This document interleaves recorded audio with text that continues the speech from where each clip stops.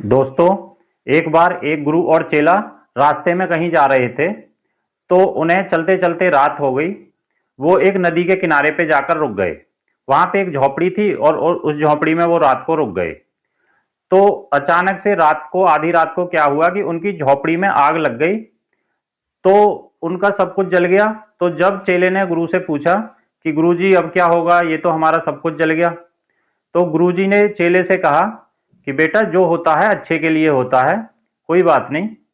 तो चेला बड़ा नाराज हुआ कि पता नहीं गुरुजी कैसी बात कर रहे हैं, हमारा तो सारा सामान जल गया और कह रहे हैं कि जो होता है अच्छे के लिए होता है। तो जब सुबह को वो उठे तो उन्होंने सुना कि उस गांव में चोर आए हुए थे और उन्होंने पूरे गांव को बंधक बना लिया और जितना भी सामान था वो सब ले गए। लेकिन उनकी झोंपड़ी इस वजह से बच गई कि वहां पे आग लगी हुई थी। उन्होंने सोचा कि जंगल में आग लगी हुई है। फिर वो सुबह को फिर वहां से रवाना हुए। तो आगे चलते चलते अचानक से जो चेला था उसके ठोकर लगी और उसके पैर में काफी चोट लगी। तो उसने फिर से गुरुजी को बताया कि गुरुजी, मुझे तो चोट लग गई। तो गुरुजी ने उसे देखा, उसके चोट लगी हुई थी, खून बह रहा था। तो फिर से गुरुजी ने कहा कि बेटा, जो हुआ अच्छे के लिए हुआ। फिर चेला बहुत नाराज हुआ, पता नहीं गुरुजी कैसी बात कर रहे हैं। तो फिर वो आगे चल दिए।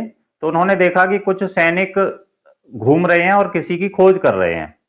तो उन्होंने उस चेला को देखा, तो उस चेला को पकड़ लिया सैनिकों ने। तो उसे पकड़कर ले जाने लगे। तो गुरुजी ने पूछा कि क्या बात है, इसका क्या कसूर है।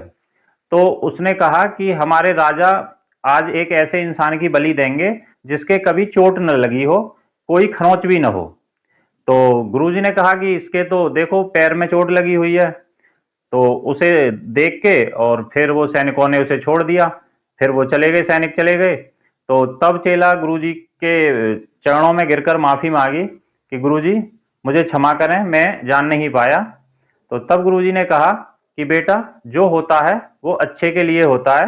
हो सकता है कि आने वाले कल में आपको कुछ अच्छा नजर आए। अभी आपको कुछ मुसीबतों का सामना करना पड़ रहा हो सकता है कि आने वाले टाइम में जो भी हो कुछ अच्छे के लिए हो। दोस्तों, इस कहानी से हमें यही शिक्षा मिलती है कि हम जो आज है, जो कंडीशन, उसे देख के घबराएं नहीं। हो सकता है कि आने वाले समय में कुछ अच्छा हो, बस अपनी मेहनत को लगातार करते रहें। और तो दोस्तों, अगर इस कहानी से आपको कुछ शिक्षा मिली हो तो चैनल को लाइक करें, फॉलो करें, सब्सक्राइब करें। जय हिंद।